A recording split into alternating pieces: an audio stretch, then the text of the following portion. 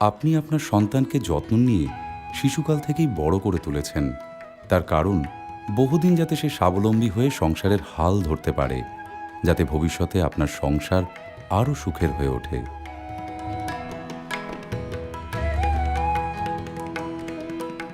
আপনার নিজের গ্রামও আপনার সন্তানের মতোই।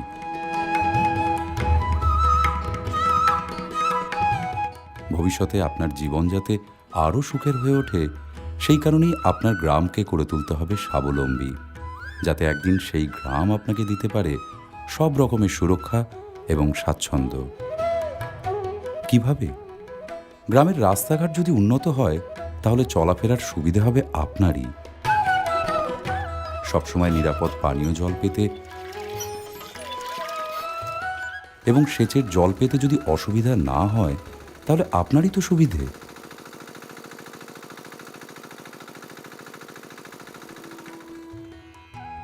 গ্রামে বিদ্যুৎ সরবরাহ যদি ঠিক থাকে, তাহলে আপনারই চাষের সুবিধে।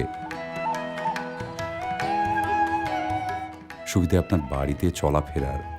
অতএব বুঝতেই পারছেন, আপনার গ্রামের উন্নতি মানে আপনার নির্ঝঞ্ঝাট জীবন, আরামের জীবন, নিশ্চিন্ত জীবন। কিন্তু এসব হবে কিভাবে? গ্রাম পঞ্চায়েতের হাতে আপনার জীবন এমন শান্তির করে তুলতে তো অর্থের প্রয়োজন। এই প্রয়োজনীয় অর্থ যাতে সবসময় গ্রাম পঞ্চায়েতের হাতে থাকে, তার জন্য গ্রাম পঞ্চায়েতকে হয়ে উঠতে হবে স্বাবলম্বী এবং শক্তিশালী। এইখানে প্রয়োজন গ্রাম পঞ্চায়েতের নিজস্ব পুঁজি। কেন দরকার নিজস্ব আয়ের পুঁজি একটি গ্রাম পঞ্চায়েতের? আসুন সেটা আমরা জেনে নিই। সম্পদ সংগ্রহের মাধ্যমে নিজস্ব তহবিল গড়লে গ্রাম পঞ্চায়েতকে উন্নয়নমূলক কর্মসূচি রূপায়ণের সময় শুধুমাত্র সরকারি অনুদানের উপর নির্ভর করতে হয় না। নিজস্ব আর্থিক পুঁজি থেকে উন্নয়নের কাজ করার স্বাধীনতা যেহেতু অনেকটা বেশি, তাই গোষ্ঠী উন্নয়নের লক্ষ্যে কাজগুলি হয় এলাকার প্রয়োজনের সঙ্গে তাল মিলিয়ে, দ্রুত গতিতে এবং কম সময়ের মধ্যে। অন্যান্য তহবিলে নির্দিষ্ট করে কী ধরনের কাজ করা যাবে এটা বলা থাকে, যার বাইরে আরও অন্য সব কাজ করার স্বাধীনতা অনেক সময় পঞ্চায়েতে থাকে না। কিন্তু নিজস্ব তহবিল শক্তিশালী করতে পারলে নানা জনস্বার্থমূলক কর্মসূচি গ্রহণ করা যায়, যা অন্যান্য তহবিলের সীমাবদ্ধতাকে কাটিয়ে উঠতে পারে। সেই জন্যই চাই গ্রাম পঞ্চায়েতের নিজস্ব তহবিল। গ্রামের ভেতরে এই তহবিলের সাহায্যে ভাঙাচোরা ব্রিজ বদলে যেতে পারে পাকা ব্রিজে, মাটির রাস্তা হয়ে উঠতে পারে পাকা, বাজার এলাকায় গড়ে উঠতে পারে কমিউনিটি টয়লেট বা সকলের জন্য শৌচাগার, গড়ে উঠতে পারে পাকাপোক্ত জলাধার, যেখান থেকে পরিশ্রুত জল পেতে পারেন গ্রামবাসীরা।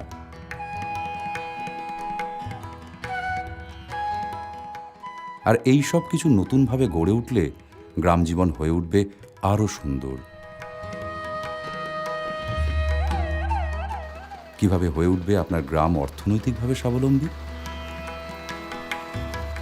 নিজের সন্তানকে যেভাবে আপনি স্বাবলম্বী হয়ে উঠতে সাহায্য করেন, ঠিক সেইভাবেই আপনার গ্রামকে স্বাবলম্বী হয়ে ওঠার জন্য সাহায্য করবেন আপনি। আপনার সাহায্য ছাড়া আপনার গ্রাম স্বাবলম্বী হবে কিভাবে? কিভাবে সাহায্য করবেন আপনি আপনার গ্রামকে? কি নাম? সেই বিমল নস্কর। পুরাতন রসিদ আছে? আছে না। 2010 সালে, 11 সালে আর 12 সালে দিতে হবে, 3 বছর দিতে হবে, 30 টাকা দিতে হবে।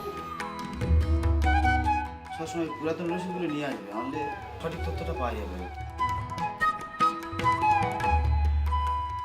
আপনি যদি সামান্য কর দিয়ে গ্রামের সমস্ত উন্নয়নমূলক কাজের অংশীদার হন, তাহলেই হবে যথাযথ সাহায্য করা। এইভাবে সম্পদ সংগ্রহের মাধ্যমে গড়ে উঠবে গ্রাম পঞ্চায়েতের নিজস্ব তহবিল।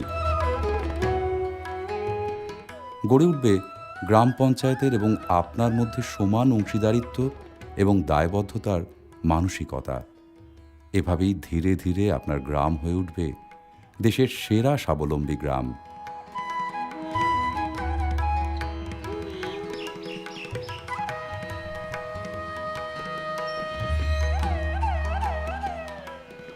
আসুন এবার শুনে নেওয়া যাক এক গ্রাম পঞ্চায়েত প্রধানের কাছ থেকে গ্রাম পঞ্চায়েত তহবিল বাড়ানোর প্রয়োজনীয়তা সম্পর্কে। পঞ্চায়েতকে সুষ্ঠুভাবে চালাতে গেলে তার নিজস্ব আয় থাকা দরকার। শুধু সরকারি অনুদানের উপর নির্ভর করে পঞ্চায়েত চলে না, পাবলিকের এই জন্যে খুবই সহযোগিতা থাকা দরকার। এবার দেখে নেওয়া যাক কিভাবে বাড়তে পারে গ্রাম পঞ্চায়েতের নিজস্ব আয়। গৃহ ও বাস্তু জমির ওপর কর। আপনি আপনার গ্রাম পঞ্চায়েত এলাকায় বাস্তু জমির এবং বাড়ির সঠিক কর নির্ধারণের জন্য ৫-এর ক ফর্ম অথবা স্বঘোষণাপত্র পূরণ করেছেন তো?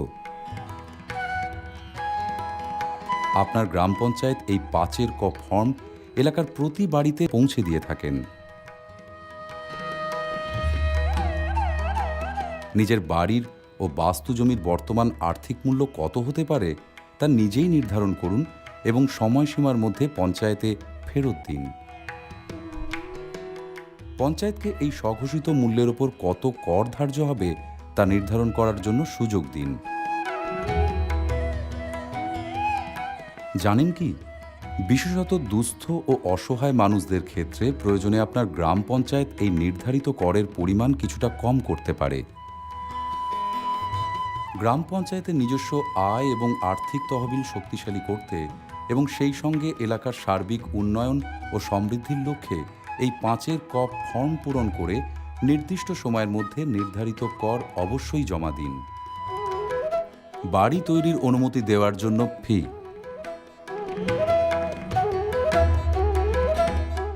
যানবাহন নিবন্ধীকরণ ফি, পানীয় জল সরবরাহ করার জন্য অভিকর,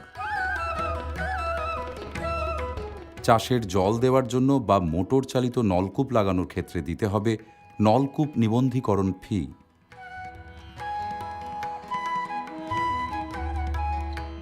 এলাকার মধ্যে টেলিফোন টাওয়ার বসালে তার উপর নির্ধারিত ফি।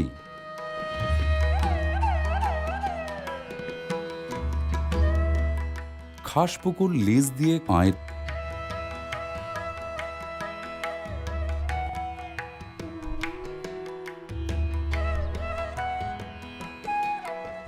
গ্রাম পঞ্চায়েত অঞ্চলের বিভিন্ন প্রাকৃতিক সম্পদ চিহ্নিত করে সেই সব সম্পদগুলোকে নিজস্ব আয় সৃষ্টির জন্য ব্যবহার করতে পারে। যেমন খাস পতির জমিতে গাছ লাগিয়ে সেখান থেকে আয় করা যেতে পারে।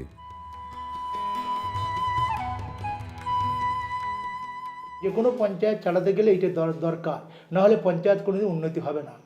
পাবলিকের প্রচুর সহযোগিতা থাকা দরকার, আর পাবলিক সহযোগিতা করলে আমরা এই ট্যাক্সগুলো নিতে পারবো, নিয়ে সেই টাকা দিয়ে পাবলিকের কিছু কাজ আমরা করে দিতে পারবো। এখানে বিভিন্ন ধরনের কাজ করতে হয় আমাদের, যেমন টিউবওয়েল, এই গরমের সময় প্রচুর টিউবওয়েল সারার দরকার হয়, সেগুলো আমরা এই টাকা দিয়ে টিউবওয়েল সারিয়ে দিই। এবং রাস্তাঘাটগুলো অনেক সময় রাত যেতে পারে না, ড্রেনেজের ব্যাপারগুলো সেগুলোও করে দিই, রাস্তার চলার সুবিধাগুলো করে দিই।